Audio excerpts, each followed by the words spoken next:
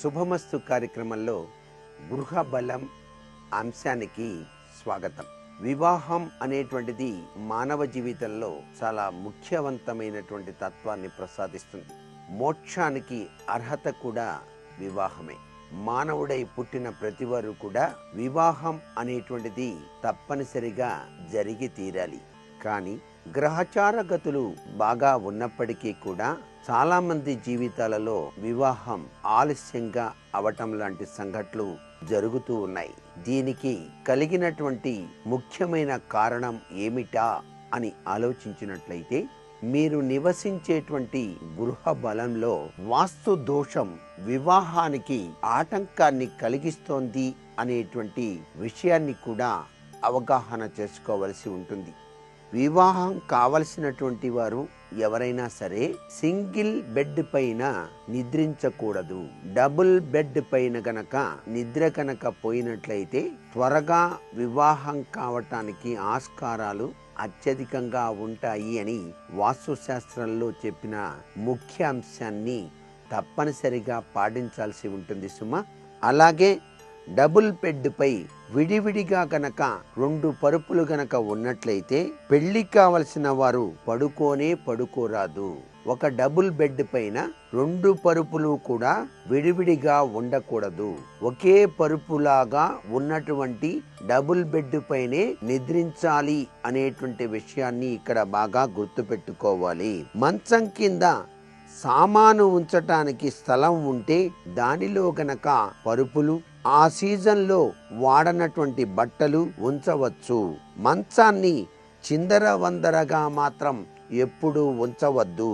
మంచం దిగువ అశుభ్రంగా గనక ఉన్నట్లయితే మంచంపై నిద్రపోయేటువంటి వారికి కలిగేటువంటి మానసిక అశాంతి వలన కుటుంబంలో తల ఎత్తేటువంటి అడ్డంకులు వివాహానికి ఆటంకాన్ని కలిగిస్తాయి అనేటువంటి విషయాన్ని గుర్తుపెట్టుకోవాలి. మంచాన్ని 2 వైపుల నుంచి ఉపయోగించే విధంగా ఉంచాలి తప్ప మంచాన్ని ఒకవైపు గోడకు ఆనించి ఉంచకూడదు. గోడకు ఆనించటం వలన యోగ్యులైన సహచరులు లభించే అవకాశం మాత్రం తగ్గుతుంది అని గుర్తుపెట్టుకోవాలి.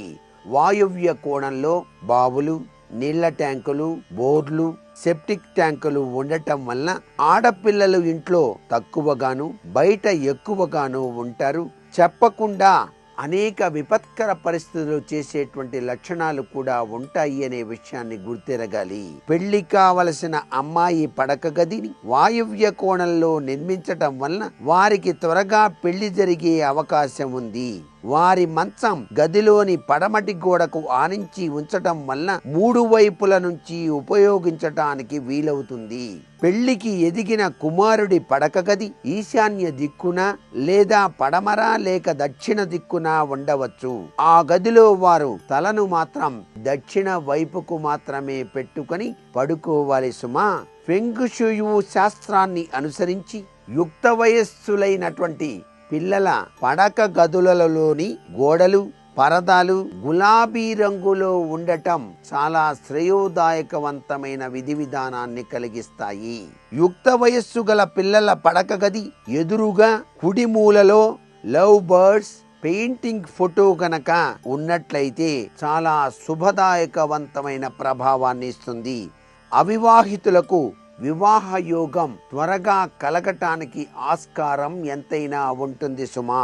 పెళ్లి కావలసినటువంటి పిల్లల గదిలోని గోడలు, పరదాలపై పశుపక్షులు ఉదాసీనంగా ఉన్నవి, దుఃఖంలో ఉన్నవి, అస్తమిస్తున్నటువంటి సూర్యుడు, నిలిచి ఉన్న నీటి దృశ్యాల ఫోటోలు, వర్ణ చిత్రాలు, ప్రతిమలు అనేటువంటివి మాత్రం ఉంచకూడదు.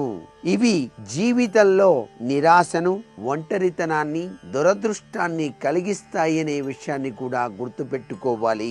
ఫెంగ్ షుయ్ను అనుసరించి పెళ్లి కావలసినటువంటి యువతి నివసించేటువంటి ఇంట్లోని పడక గది ప్రవేశ ద్వారానికి ఎదురుగా ఉన్న గోడ కుడి కోణం ప్రేమకు సంకేతం కాబట్టి ఈ కోణం తగ్గటం వలన కోరుకున్న ప్రేమ లభించదుగాక. ఈ విధంగా తగ్గిన స్థానంలో గది లోపల సరైన ఎత్తులో గనక అద్దాన్ని గనక ఉంచినట్లయితే దీనివల్ల వ్యక్తుల పూర్తి ముఖం కనపడుతూ వారు కోరుకున్నటువంటి ప్రేమను పొందటానికి ఆస్కారం ఎంతైనా ఉంటుంది. పెళ్లి కావలసిన యువతీ యువకుల పడక గదిలో పచ్చని మొక్కలు మాత్రం ఉంచకూడదు. ఇది గదిలోని ఒక విధమైన ఇన్శక్తిని పెంచుతుంది కాబట్టి వారి వివాహానికి ఆటంకాలు కలగటానికి ఆస్కారం ఉంటుంది. పడక గదిలో వ్యాపారం లేక ఆఫీసుకు సంబంధించిన ఫైళ్లు, కంప్యూటర్ వంటివి ఉండటం వల్ల వివాహ ప్రసంగాలలో అడ్డంకులు ఏర్పడి పిల్లల పెళ్లి కావటం ఆలస్యమవుతుంది అనేటువంటి విషయాన్ని ఇక్కడ బాగా గుర్తుపెట్టుకోవాలి. ఎంత ప్రయత్నించినా కూడాను మీ వ్యాపారంలో అభివృద్ధి కానరావటం లేదా?